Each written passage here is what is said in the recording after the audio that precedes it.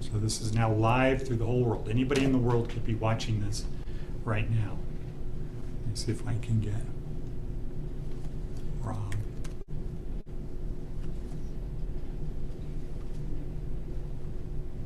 Invite Rob, so he might jump on. Okay, just so that we're not distracted. Okay, so good morning. Today is what day? April 3rd. April 3rd, 2017. What's the significance of today? It's a beautiful day, the first day of our third week of Larson class. Okay, first day of the third week. More than halfway done, just 2 more weeks to go. So this week we're going to be focusing in the EPW part, we're going to be focusing on resumes. So this little video we're doing right now is going to be important for a lot of reasons. Now, what was the talk we just watched? What was it called? Why the workforce needs recovering addicts. Who was the person? Tori Utley. Tori Utley.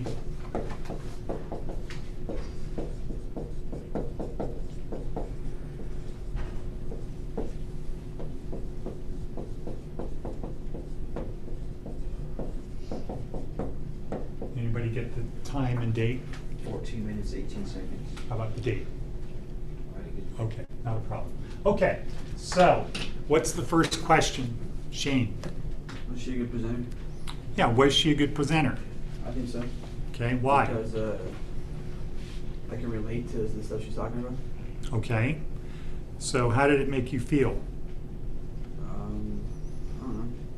I don't make her feel anything. I can just relate to her and agree with stuff she Okay, said. so that sounds more like the second question. Was she persuasive? So you didn't feel curiosity or... Yeah, I guess I felt curious hearing about that Okay. and everything. And then how people that were addicts turned into CEOs and all that kind of stuff. Uh-huh. Okay, Yes, because I was very interested in what you were saying, excited. okay, excited? Don't want to speak? You're not on TV. Trust me, nobody knows. Nobody's going to recognize your voice. Okay. Dave, good presenter? I believe so. I mean, I was curious about what she was Okay, saying. good presenter because what? Well, she kept me interested and, it's just reinforcing. Curiosity? Would that be the emotion? Yeah. Okay, so why do we look for emotions as our description of whether somebody's a good presenter? To keep us focused on what they're talking about. Okay, because it gets us what? Interested. Emotionally involved. Okay, that's what keeps us interested. We're emotionally involved. What if we're not emotionally involved, Lacey? We're disconnected from what they're saying. Yeah, and then what do we start doing? Slowing down. Yeah, start thinking about other things. We don't pay attention. So to be a good presenter, you have to get people emotionally involved. And if you find you're not getting emotionally involved, what should you do? Pay attention. Well, but if you can't because you're not. Okay, so what's a trick you can use? What's a phenomenological trick you can use? Any idea? Kyle? Assessment, see if there's... Okay, what's phenomenology? It's the assessment between the good and bad feeling. Okay, what's phenomenology? I've written it on the board. It's the alarm. Okay, so what does that cause you to do? Why you're feeling that way. Okay, so if you find you're feeling bored, you should step out and say, wait a second, why am I feeling bored? I know it's not because she's boring, because she wouldn't be on TED if she was boring. They just wouldn't put her on the talk. She's not boring. Is it that she's going too fast, too much information, too much data? Did I didn't get a lot of sleep last night? Why am I not able to focus on what she's saying? And that might get you back back into the game, or just to realize, hey, if I can understand some of this, that's good. So I want to just see how much I can understand. And instead of saying, well, I can't understand it all, so I don't care about any of it, to maybe take the approach of, I can understand 10%. Cool. That's a win. Okay, so, I would give her maybe a C plus, B minus in terms of presenter. I mean, she's not a Simon Sinek, right? No. Okay, she's not like that, but that's what he does for a living. So, did anybody feel that she was getting a little bit emotional? Yes. When? When she wrote her dad's story. Exactly. You see her, did you kind of feel her voice cracking a little bit? She's talking about her dad? Including her body language. Yeah, okay, good, good. So those are the things to become aware of, other people's body language, and then of course our own body language. Okay, second question is what? Was she persuasive? Was she persuasive? Yeah, Okay. What's one thing she persuaded you of? because I've been through the same thing. Okay, but what's the thing she persuaded you of? I was related to it. Okay, so now remember, you can't be persuaded about something you already believe. Okay, were you persuaded of anything? Yeah, that there's hope for recovering addicts and felons with criminal history in the workforce. Yeah. That was a big surprise to me, and I think that's what Rob would be focusing on, is if you change the way you think about a thing, the thing changes in your brain. So what was that TED Talk? Luis? Huh? No, what was the TED Talk where if you change the way you think about it in your brain, it changes in your brain? The stress one? Maybe for No? Kelly McGonigal? Okay, before that, this goes back, so I chose Luis because this is like round 3 for him. Amy Cuddy. No, before that. You haven't seen it. You guys have, new people haven't seen it. Oh, really? That's why I called on Luis. Was it All-Star? All-Star? Nope. Paul Bloom. Yeah, the first one. Okay, so what did Paul Bloom, what was his thing? In the fMRI machine, what were they doing? They were looking at people's minds, you know, they react. They drink wine. Yeah. Correct. Is that what you were gonna say, Lacey? I wasn't even at that. You haven't seen Paul Bloom? Okay, so this was the one I think I've talked about.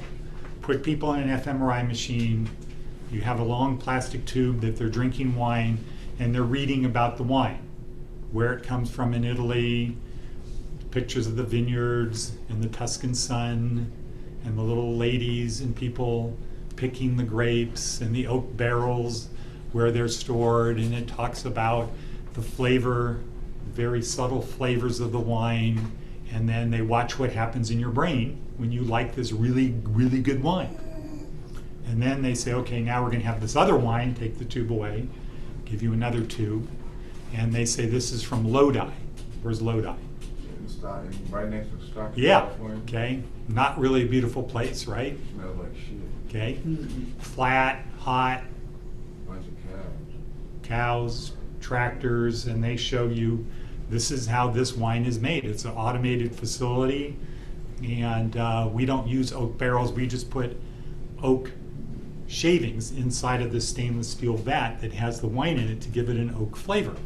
And we put egg yolks in there, or egg whites in there because we want this other thing to come out in the wine. And we do this, and we tune in that flavor to be just right.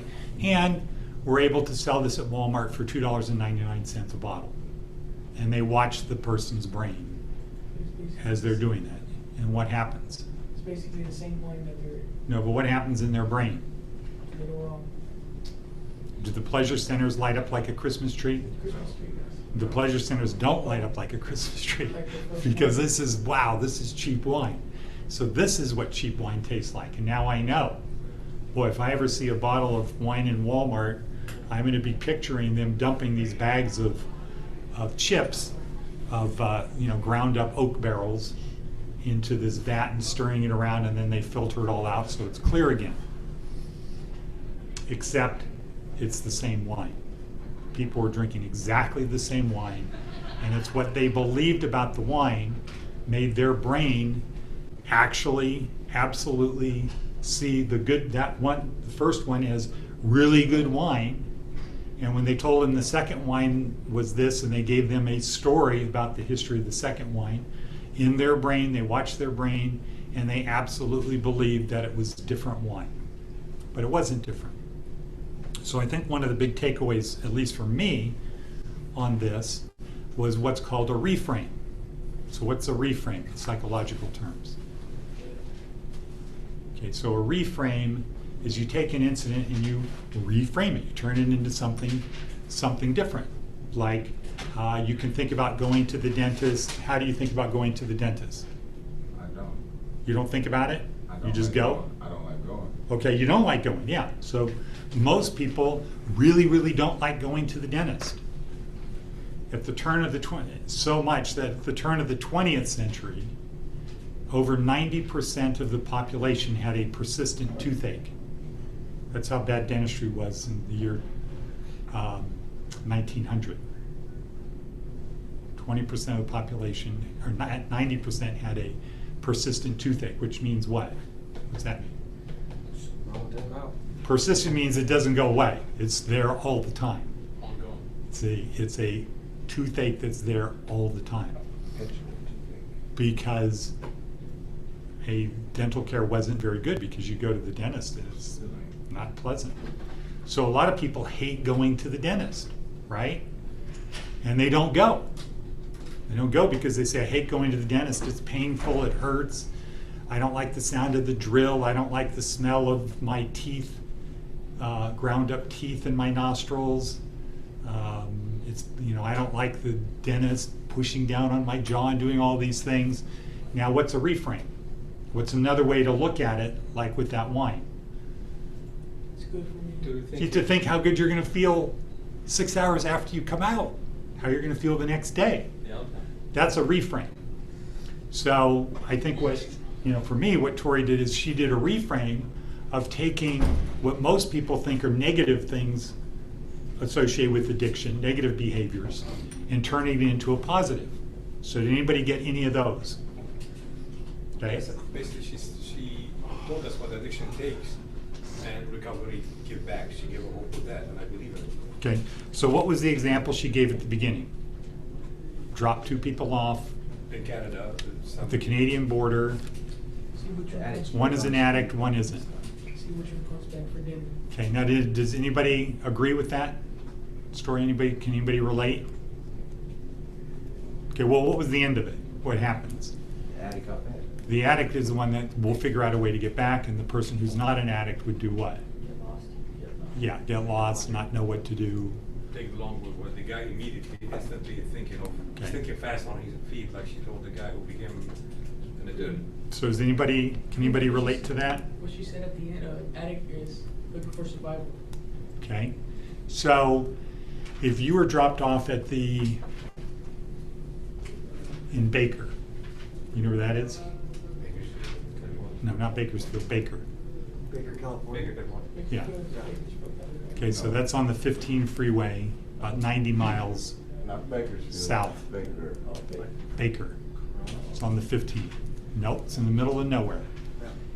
It's famous because it has the tallest thermometer in the world there. It's just there to get gas. And there's a California state, not prison, but it's a thing that's like a prison. I don't remember what they call them, community something. Mad Greek restaurant. Huh? They have, right, that Greek restaurant. Can't remember the name of it. Mad Greek. Huh? Mad Greek. Mad Greek, and they have the alien beef jerky place. Anyway, so if they dropped you off in Baker, would you figure, anybody here that has an addiction problem, I can figure out how to get home by dinner? Mm-hmm. Okay. Versus somebody who's not like that, of saying, boo-hoo, what do I do now? My car broke down. What do? I got to get to Las Vegas. It's 90 miles away. Can anybody relate to that story? How many people are really just going to sit there and say that and not do anything about it?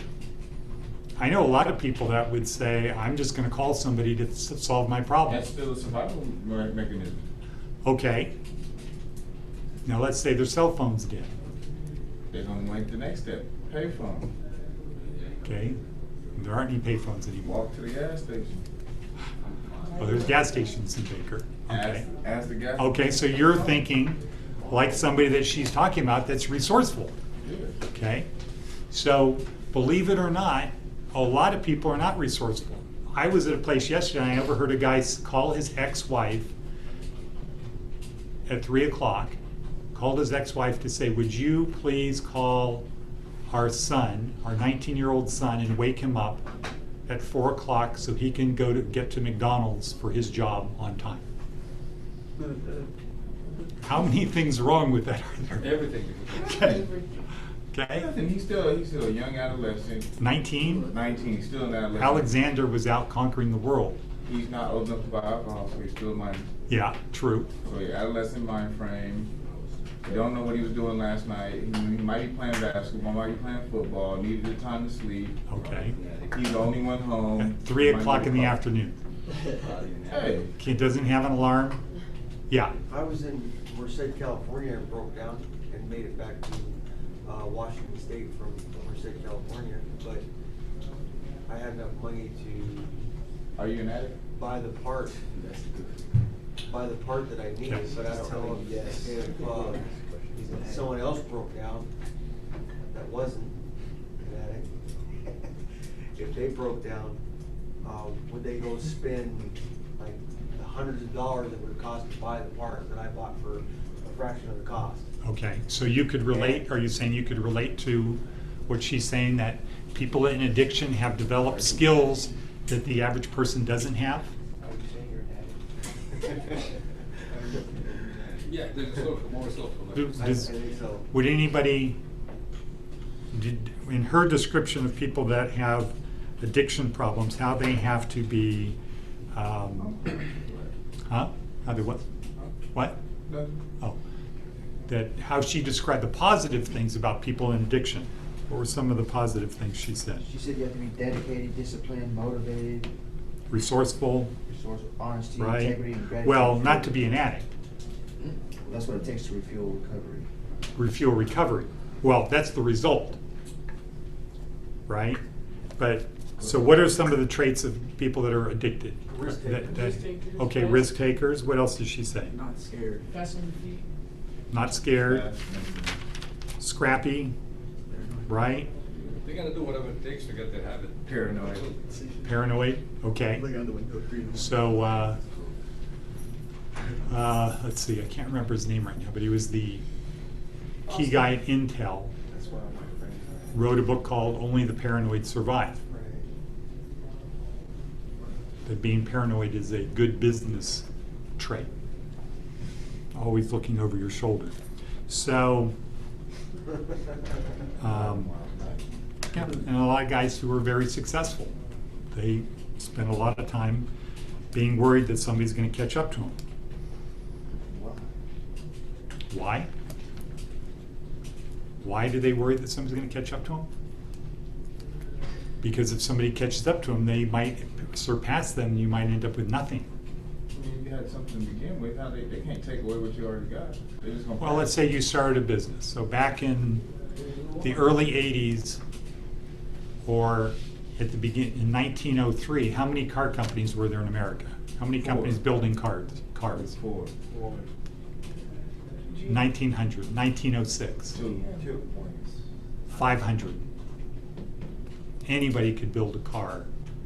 And a lot of guys were starting out building cars. In 1980, how many people were making personal computers?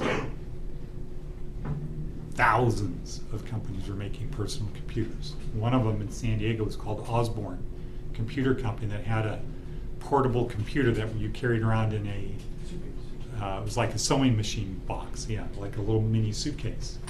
And you know, that was just fantastic. And because there was nothing before that, you could do it. Steve Jobs, always very paranoid, worried about people stealing his ideas, people getting ahead. We need to work harder, because if we don't, we won't be here next year. That's a trait of people that are in growing business fields like that. Now, if you take over something that that's already successful, you're not necessarily paranoid, but you should be paranoid today, because I can't think of any business that isn't going to change radically in the next 5 to 10 years.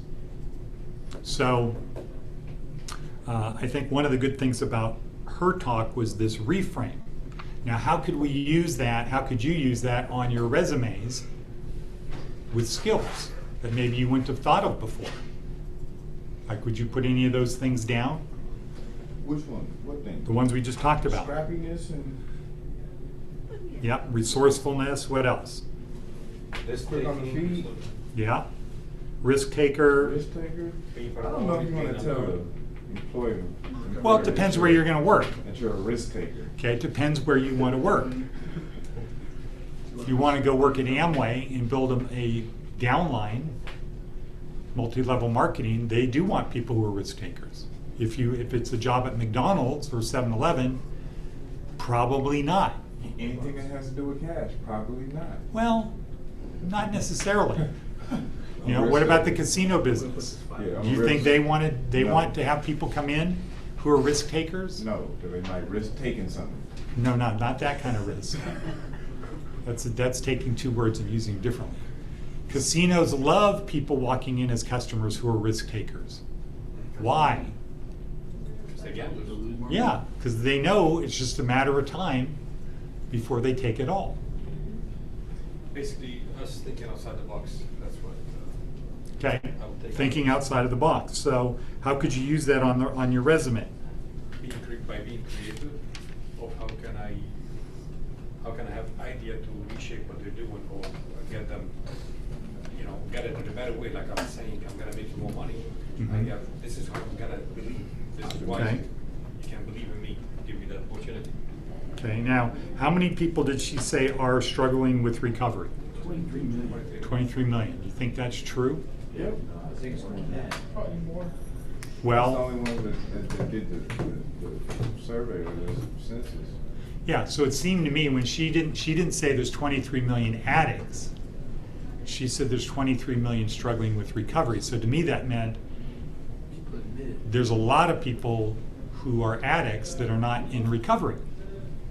That could be 10% out of the. So what would you think? Would you think most people are struggling with recovery, that are addicts are struggling with recovery, or they haven't gotten to that stage yet?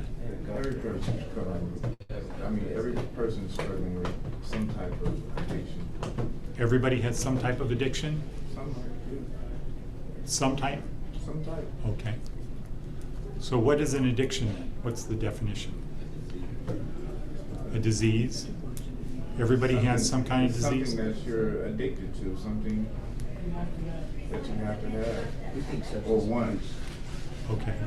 Well, would you say being Simon Sinek says cell phones could be an addiction?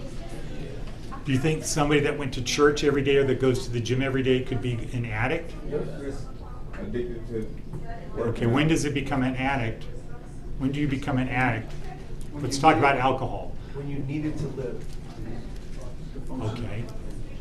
So there's something you could say that everybody, would you agree with that definition? Yeah. So everybody has something that they need to live.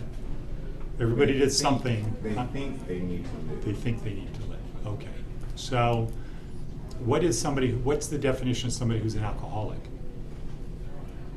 Someone who can't stop drinking. Okay. So I don't really think I have an alcohol problem. We probably do. Okay. Hold on. Wait for the rest of the facts. Wait for the rest of the story. Wait for the rest of the story. Because when I was young, raised in an Italian family, in Italy they start kids drinking very young. 12. No, like 14, 18 wine. way younger than that, like 2, where you have a drop of alcohol in your water. Okay? And then as you get older, it's more and more. And by the time you're 12, at dinner you have a glass that's half water, half wine. And you learn that wine is food. It's not for changing your behavior. It's food. So they don't have an alcoholism problem in Italy, even though everybody probably started drinking. Almost everybody started drinking before the age of 5. In fact, after World War II, the water in Italy you couldn't really drink because it wasn't really clean. So they came up with some very light Pilsner beers. And after work, if you worked in a factory where you're sweating, you needed stuff, you would drink a couple bottles of beer, 2% alcohol, because the alcohol does what? Kills the germs. So you don't have to worry about getting sick because you went over to the drinking fountain or something, because the water would make you sick. So, so that's how I grew up. And when I was at camp, I saw a guy who'd been, you know, an AA guy for 25 years, as a guy who would set up AA stuff, and he ran it at Jamestown.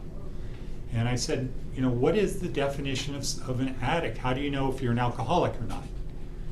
And he said something, you know, you drink a lot. I said, well, was Frank Sinatra and Dean Martin, were they alcoholics? And he said, no. He said, no, they were heavy drinkers.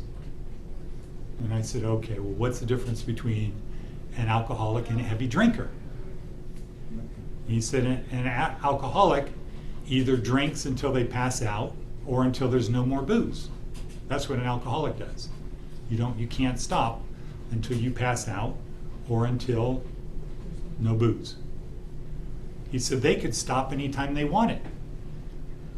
They were not alcoholics because they could stop. They could drink a lot. Dean Martin could be up there on stage, right, with a martini, and they'd be drinking through their act. But he said they were not alcoholics because they could stop whenever they wanted. So would that be an acceptable? I don't believe that. You don't believe they could stop? No. No. I don't believe that. Okay, well, let's say it's true that they could. Then that's a good definition. Okay, because I could see if you're a person who couldn't stop, it would be very easy to say, well, nobody can stop. I'm the same as everyone else. Other people can't stop. That's when you But, said- you know, but we know people who are not alcoholics, right? Mm, Do you think everybody's an alcoholic? Or is it just that everybody you know is? it's. Okay, we all know people who just don't drink. That definition is thin line. Well, I think the whole thing is very gray. When is it that you go from Yeah. heavy drinker to alcoholic? And this guy's thing was very simple. If you're an alcoholic, you can't stop drinking. If you drink every day. You open the bottle, you're gonna drink till that bottle's empty. You drink every day, and let's say one person sits here and drinks until he passes out, and you sit there and drink 4 bottles. I say you're in the same boat. Okay, You but just let's say pass out. tomorrow you decide you don't wanna drink. Okay. Okay, This is is the guy a- still an alcoholic? Yeah. Even though the next day he decides he's not gonna You have to drink? deal with your consumption, not if you're gonna. You could be a weekend warrior, drink only on the weekends, Okay. and become a straight alcoholic just on the weekends. Okay, so I don't know. That's beyond my knowledge, because I only drink, I'm not even a heavy drinker.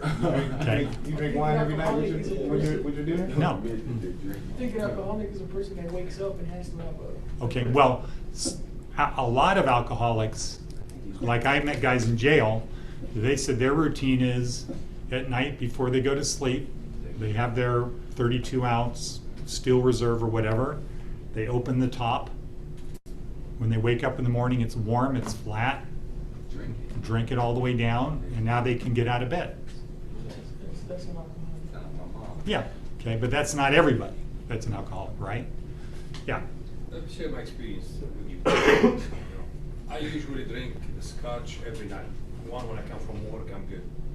The year before I got arrested, I started drinking a lot. I refused to be called alcoholic because my friends or my wife's like, now what? You gotta drink a bottle of Black Label, blah, blah, blah. I didn't want to listen to it. I go to prison. Mhm. And in defense, 4 years ago, I started going to AA and an AA meeting. Hearing the stories, I realized I was an alcoholic and I was an addict. Why? It took me a minute, but I realized that I turned it, that one glass that made me feel good for my heart, for whatever, a glass of wine was lunch, only beer on the weekend. It turned to the last 3 months when I knew I might be arrested and a lot of stress. I had to go to casino every night and I'm drinking every night. And if I don't drink, I'm in a bad mood.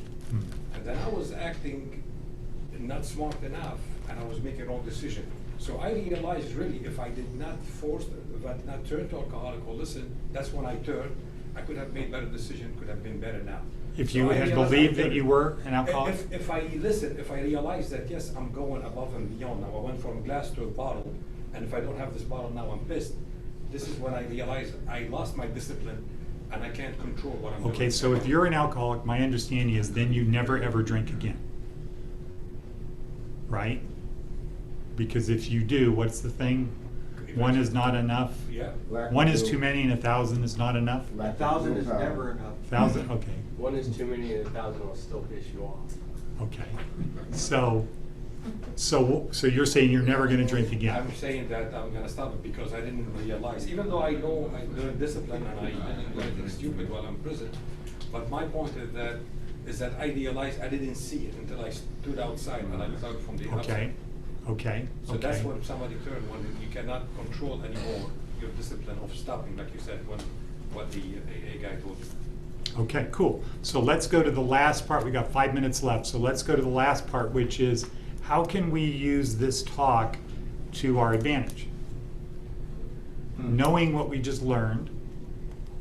Like what she said, if we can turn what we learned in our brain while being addict to turn it to success, that's how she's trying to sell us the idea that we can turn that to success by Motivational drive. leveraging the whole thing from bad to good, turn it to our advantage and said like we're gonna work harder, we're not gonna do something stupid, we are more committed, we are more honest, we don't want to come back here, so we're gonna take whatever it takes. So we need to do something that we can sell somebody ourselves. Okay, now what did she say? How did she describe corporate culture? Slow. Slow. What else, Lacey? Slow, Slow, low risk. risk averse, a lot of meetings. Bureaucracy. Okay. So when I was doing things with Navy SEALs, they were in huge demand from companies that wanted to change, that wanted to shake things up. But they said, we don't have anybody in here that does that. We have people here are bureaucrats. What they want to do is they want to have meetings, they want to talk about stuff, they want to think about stuff. So as part of your EPW, it could be to look for companies that want to shake things up, make things change.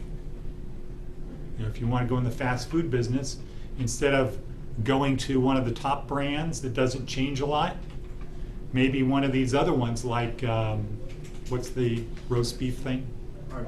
Arby's. Going to Arby's and saying, look, you've got some non-performing stores. You need somebody in there that's going to shake things up. You need somebody that's going to make things happen, because if you don't do things differently or do different things, this store is going to be gone. How about Sears? Anybody here know the name Sears? Anybody not know the name Sears? You know Sears, Justin? Okay. So when I was a kid, Sears owned the world, right? They have the book, the catalog, everything. Okay. They owned the world. That's where you went shopping. Walmart, what's that? Never even heard of it. Kmart, yeah, they only have a couple stores. Sears was the big thing. Now what's the story about Sears? Yeah, they're going down. Why? Risk averse. They got the formula. We don't need to worry about this. How about American car companies? How many car companies are in Japan? What are the Japanese car companies? Toyota, Honda, Lexus, Nissan, Suzuki, Mitsubishi, Isuzu. There's like 7 car companies in Japan. Yamaha, okay, motorcycle, Kawasaki, they probably make some kind of car, okay. How many are here? Ford, Dodge. Cadillac, GM, GM. okay, Ford, GM. Ford, Chevy, Chrysler's owned by Fiat, that's not American anymore. GNC. Tesla, Tesla. okay, GM, General Motors, which has those brands. Ford, Tesla, Dodge, Dodge is part of Chrysler, which is Fiat. and The Chevy. Americans sold out. So there's 2, 3, if you include Tesla. They just ship 25,000 cars. They're not comparable. Why is it that American car companies in the 70s basically lost everything? We didn't have in the 70s, there were not 7 Japanese car companies here selling more cars. And then the same thing happened with Korean car companies, right? Who are the Korean car companies? Kia. Kia and Hyundai. Okay, and they started eating everybody's lunch. Because of the fuel efficiency. Well, because because American car companies could have made cars the same as Toyota, but they decided we don't need to because we're number one. That's called the law of the consequent. We're the best because we're number one, and we're number one because we're the best. We don't need to change anything. We're the best because we're number one, and we're number one because we're the best. Until somebody comes in who has nothing to lose and does things that the other people won't do, that's matched with what the market wants, and then what happens? Yeah, they go down. That's what Trump is trying to do now, isolate us from the whole world. So Tori Utley in her talk was saying, hey, there's this hidden asset out there, people that are in recovery, not addicts, people that are in recovery, because the skills you need to recover are the skills that all businesses want. Okay, so break time. We'll come back at 10:15.